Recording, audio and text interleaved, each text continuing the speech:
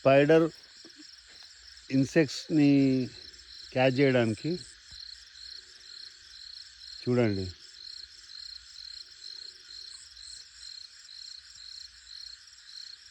11 feets distance అది net ఏర్పాటు చేసుకుంది. ఓకే, బయోడైవర్సిటీ అంటే అది ఎలుకల పైన పాముల పైన మొంగీసలు, ఓకే, పురుగుల పైన ఏంది అరగల బల్లి అంటాం మనం దీన్ని, స్పైడర్.